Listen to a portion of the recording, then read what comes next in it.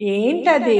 అదే అండి. మనమందరం మర్చిపోతున్నాం. చదువు సరిగ్గా రావట్లేదు, కాన్సంట్రేషన్ కుదరట్లేదు అనేసి ఇవాళ చెప్తున్న ఈ చిన్న దీప ప్రక్రియ ప్రతి ఒక్కరికి ఉపయోగపడుతుందండి. ఎల్‌కేజీ చదువుతున్న పిల్లవాడి దగ్గర నుంచి చనిపోవడానికి సిద్ధంగా ఉన్న ముసలి వాళ్ళ వరకు ప్రతి ఒక్కరికి ఈ దీప ప్రక్రియ అన్నది ప్రతి ఒక్కరికి ఉపయోగపడుతుంది.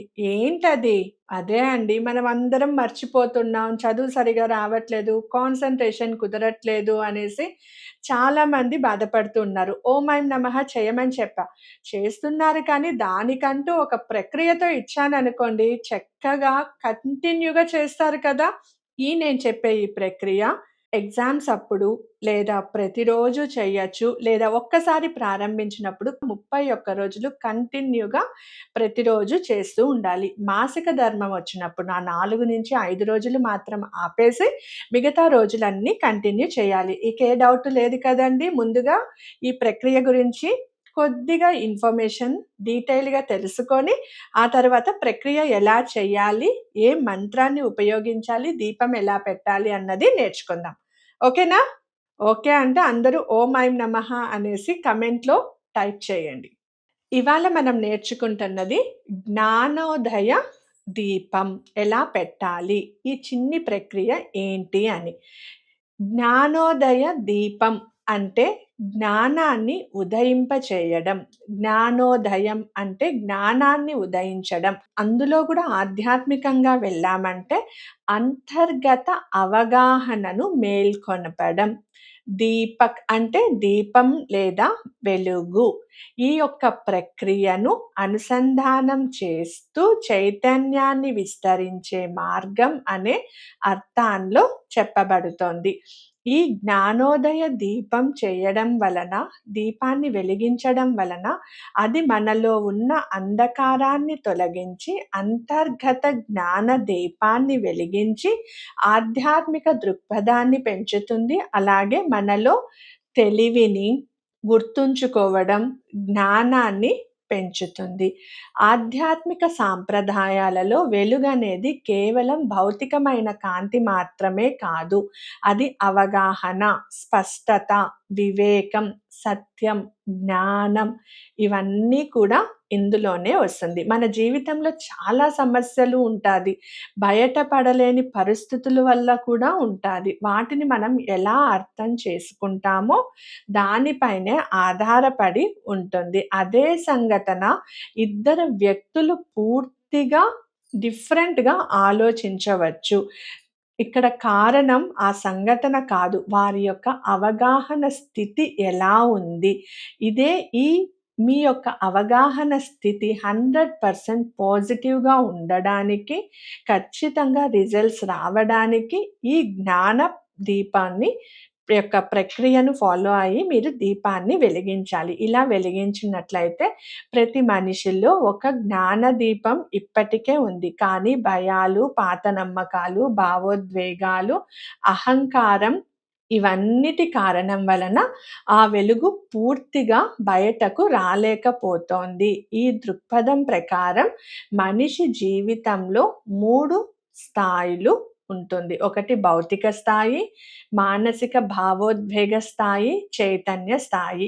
ఈ జ్ఞానోదయ దీపాన్ని వెలిగించడం ద్వారా మనలో నిజమైనటువంటి మార్పు ప్రపంచాన్ని మార్చడం ద్వారా కాదు, మన అవగాహనలో ఉంటుంది.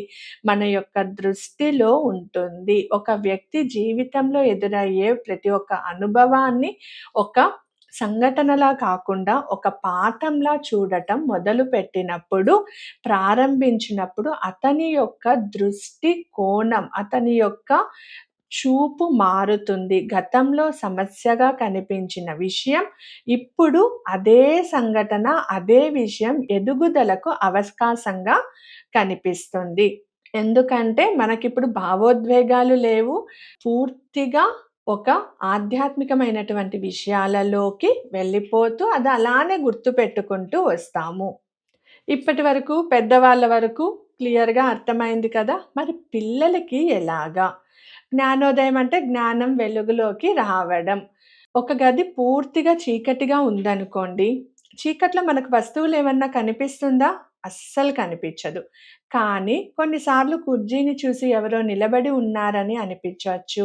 ఒక చిన్న దీపం వెలుగుతో ఏమవుతుంది అంటే అన్నీ స్పష్టంగా కనిపిస్తుంది. అలాగే మనం చదివే ప్రతి ఒక్క విషయం కూడా మన మైండ్ బ్లాక్డ్‌గా ఉందనుకోండి, ఏమీ లేని బ్లాక్ కవర్‌లా ఉందనుకోండి, మనకు చదివిందా లోపలికి వెళ్తుందా? వెళ్ళదు. ఆ పాత్రలో మెదడు అనే పాత్రలో మీ యొక్క ఆలోచనలు, ఆటలు, ఫ్రెండ్స్ ఇలా ఉన్నారు, అలా ఉన్నారు, వాళ్ళలా మనం కూడా ఉండాలి, హైపర్‌గా ఉండాలి, హైపర్ యాక్టివ్‌గా ఉండాలి అనేసి అన్ని విషయాలు ఆ పాత్రలో పడిపోయి ఉంది. అందులో మీకు ఎక్కడ వెలుగుంది? మీరు చదివినది అందులో పెట్టడానికి ఖాళీ స్థలం ఎక్కడుంది? లేదు కదా! అందుకే మీ కాన్సంట్రేషన్‌ని పెంచడానికి ఒక దీపాన్ని వెలిగిస్తున్నాం. ఈ దీపం మనలో లేదా? మనలో ఆ శక్తి లేదా అంటే, మనలో కూడా ఆ దీపం ఉంది. దాన్నే జ్ఞాన దీపం అని అంటారు. ఫర్ ఎగ్జాంపుల్ మీరే చెప్పండి. టీచర్ ఒక ప్రశ్న అడిగినప్పుడు మొదట మీకు సమాధానం తెలియకపోవచ్చు. కానీ కాసేపు ఆలోచించిన తర్వాత మీకు ఇమ్మీడియేట్‌గా సడెన్‌గా సమాధానం గుర్తుకొస్తుంది. ఆ అర్థం చేసుకునే శక్తినే, ఆలోచించే శక్తినే జ్ఞానదీపం అని అంటారు. అలాగే మంచి నిర్ణయాలు తీసుకునే శక్తిని కూడా ఈ జ్ఞానదీపాన్ని వెలిగించడం ద్వారా మీకు వస్తుంది. ఫర్ ఎగ్జాంపుల్ మీరు పరీక్ష రాస్తూ ఉన్నారు. మీకేదన్నా ఒక ప్రశ్నకి సమాధానం తెలియలేదు అనుకోండి.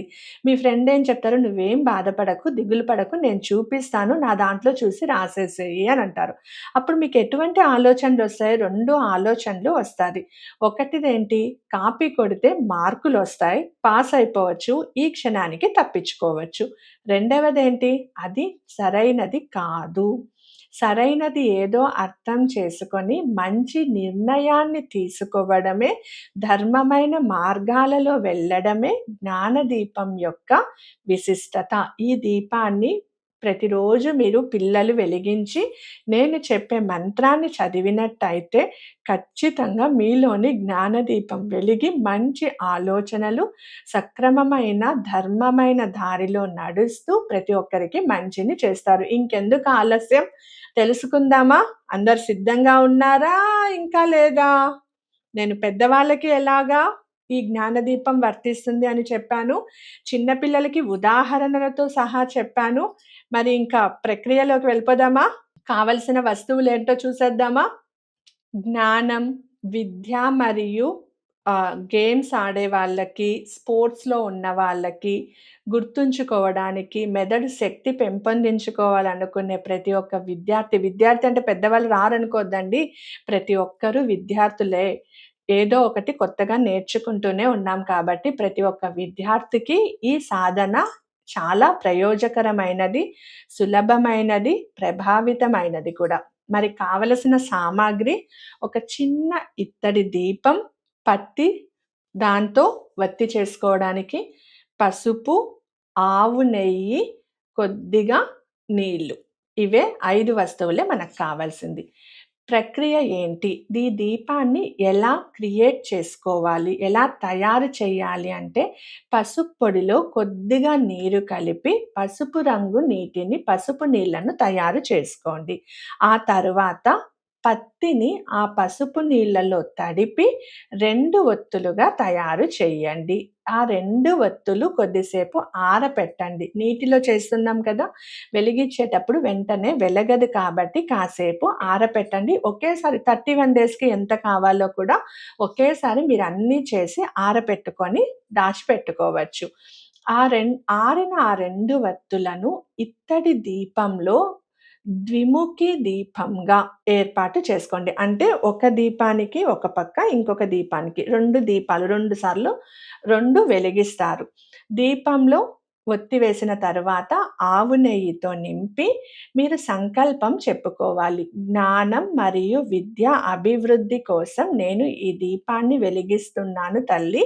నాలో జ్ఞానాన్ని పెంపొందించు. అజ్ఞానాన్ని చిదిమేసి, అజ్ఞానాన్ని అణిచివేసి జ్ఞానాన్ని నాలో వృద్ధి చేయి అని నమస్కరించుకొని, దీపం వెలిగించే సమయంలో సరస్వతీదేవిని మనసులో ధ్యానించి తన యొక్క అనుగ్రహంతో జ్ఞానం, వివేకం మరియు విద్యా ప్రగతి కలగాలని ప్రార్థిస్తూ ఓం ఐం నమః, ఓం ఐం నమః, ఓం ఐం నమః అన్న మంత్రాన్ని దీపాన్ని వెలిగించి అక్కడే కూర్చొని మీ సంకల్పం చెప్పుకున్న తరువాత 108 సార్లు జపం చేయండి. ఈ సాధన ప్రారంభించిన రోజు నుంచి కంటిన్యూగా 31 రోజులు చేసి మీ అభివృద్ధి ఎలా ఉంది అన్నది నాకు కమెంట్ చేయండి. చాలా ఈజీ కదండీ! చాలా తక్కువ వస్తువులు, ఇంట్లో దొరికే వస్తువులతో చక్కగా మీరు చేసుకొని కాన్సంట్రేషన్‌ని నిలుపుకొని విద్యా అభివృద్ధిని